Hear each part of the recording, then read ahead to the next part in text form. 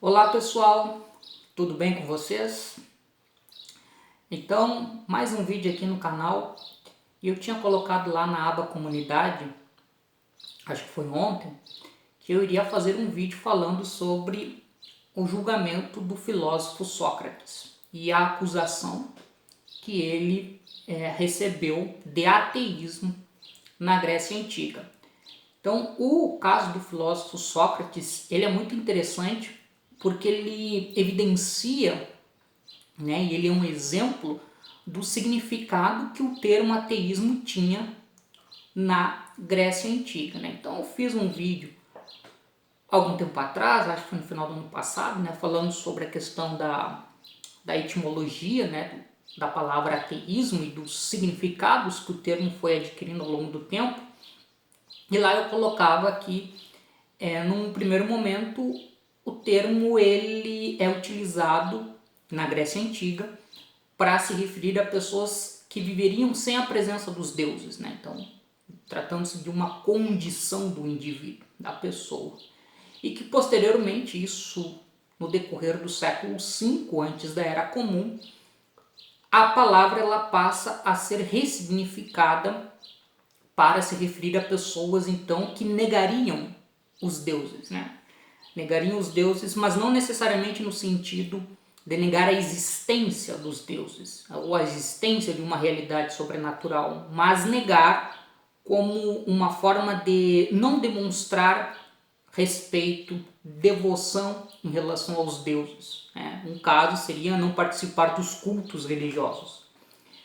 E o caso do filósofo Sócrates, né, que ele foi condenado à morte no ano de 399, antes da Era Comum, mostra esse sentido que era dado ao termo de negar a questão então dos deuses, demonstrando de certo modo não ter assim um comprometimento, né, uma devoção que a sociedade como um todo considerava que deveria ser correta e necessária, enfim.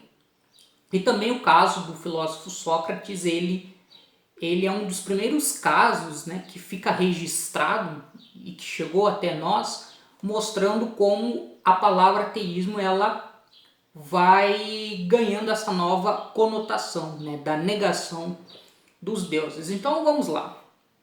Sócrates, né? Quem foi Sócrates? Então, Sócrates ele é um filósofo ateniense, né, do século V antes da Era Comum. E a filosofia do Sócrates marca uma mudança importante na história da filosofia da Grécia Antiga. Né? Então a filosofia anterior, que depois passou a ser denominada como filosofia pré-socrática, ela era uma filosofia defendida por pensadores que tinham uma preocupação muito direcionada à questão do mundo no qual eles viviam, né? Que mundo era esse? Qual era o elemento que dava sentido ao mundo, né? Então, assim, era uma investigação filosófica muito direcionada ao mundo da natureza, né? E o Sócrates, ele aparece trazendo uma nova perspectiva de filosofia, que é pensar sobre as verdades, né? O conhecimento que o ser humano tinha. E pensar sobre esse conhecimento no sentido de discernir o que seria correto e o que seria falso. Né? E para isso o Sócrates ele desenvolve então a chamada dialética, né?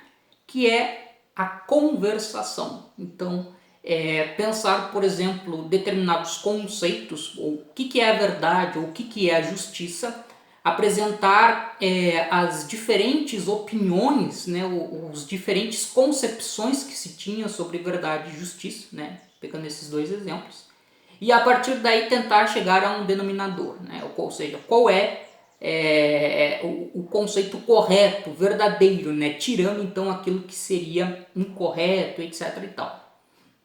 Então, o Sócrates, a filosofia socrática, ela tem essa característica. Então, Sócrates ele vive em Atenas e a filosofia dele é muito baseada na questão do diálogo e a partir desse diálogo procurar descobrir as verdades sobre as coisas, né? O que traz como consequência um questionamento de muitos elementos que eram tidos assim como corretos e adequados em relação à polis, em relação às crenças, etc. e tal. Então a filosofia do Sócrates ela dá uma balançada nas pessoas e isso é um elemento que não vai ser muito bem visto por aqueles que detêm o poder, né? Ou que buscam estar próximo ao poder na sociedade ateniense do final do século V, já adentrando o século IV da Era Comum. E tem um outro elemento também, que é um segundo elemento que eu queria destacar aqui, para compreender a questão do fato de Sócrates ter sido denunciado, ter sido julgado, é que o julgamento do Sócrates, então, é no ano de 399, antes da Era Comum. Né? E o que acontece? Né? A cidade de Atenas ela havia acabado de ser derrotada militarmente por Esparta, né, num conflito que ficou conhecido como a Guerra do Peloponeso, durou em torno de 3 décadas, e além da derrota militar para Esparta, Atenas, logo depois do fim da guerra, viveu a experiência de um governo tirânico.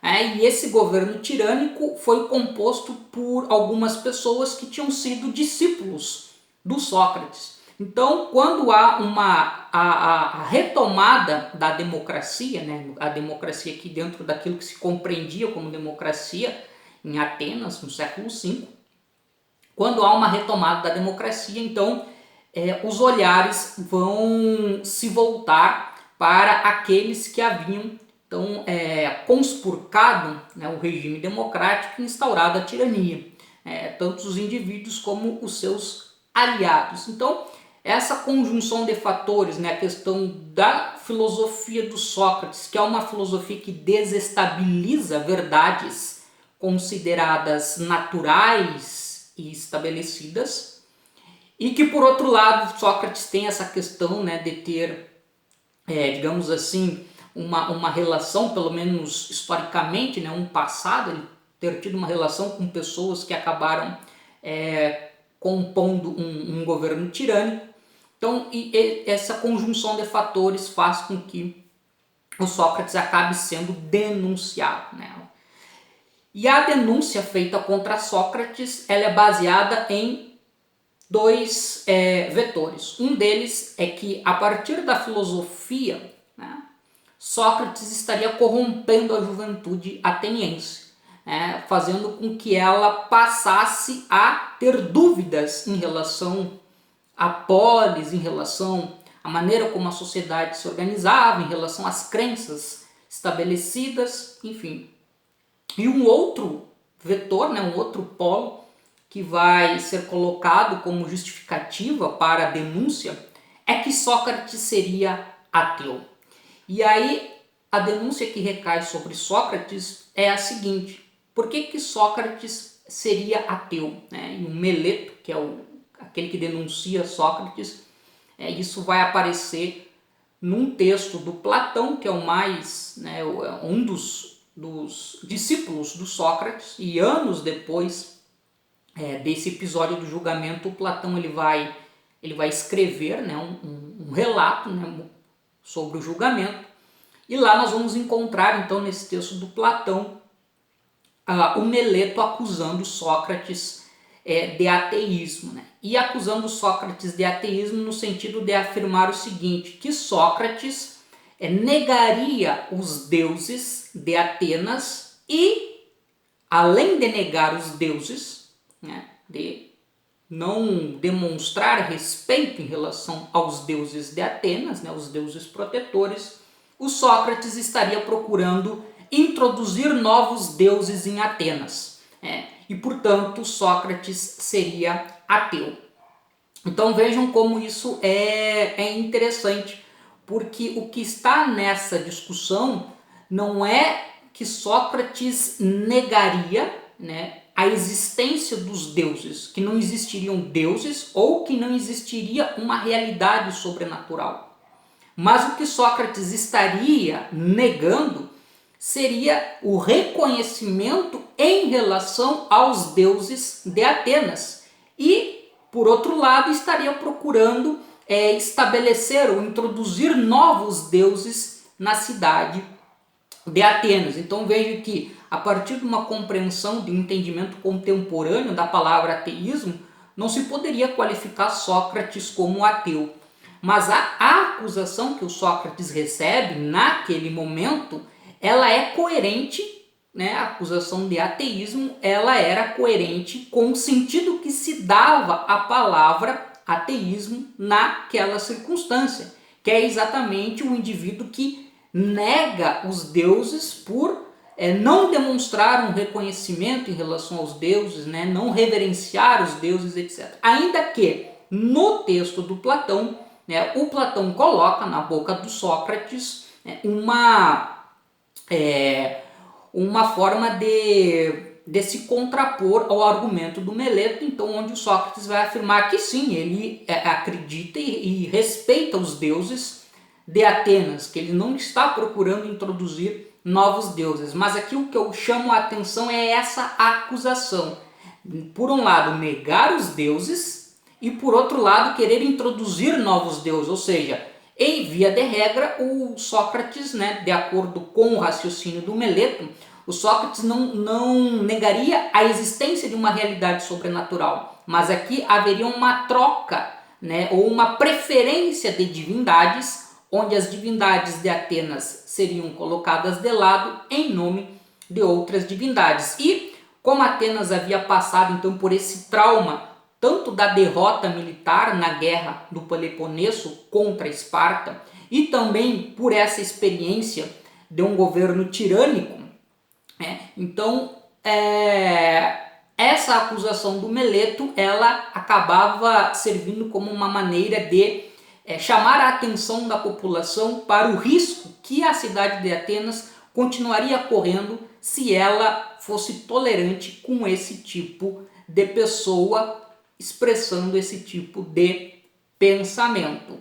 Final das contas, o Sócrates ele acaba sendo condenado e ele acaba morrendo, né, por envenenamento, né? Esse é o resultado final do julgamento de Sócrates, porque Sócrates tinha a opção de exílio ou então a morte. E o Sócrates, já uma pessoa idosa, prefere a morte do que passar os seus últimos anos de vida em exílio. E então ele morre em 399 bebendo o veneno cicuta. Então essa é a história, né, do julgamento e da acusação do crime de ateísmo que o Sócrates então teria cometido de acordo com a denúncia levada aos tribunais pelo Meleto. Então esse é um capítulo na história do ateísmo no Ocidente ou da Grécia Antiga. Bom, pessoal, esse era o assunto que eu queria comentar com vocês. Deixe aí seus comentários abaixo do vídeo, né? Suas perguntas, suas opiniões, enfim. E em breve eu retorno com mais vídeos aqui no canal. Até mais!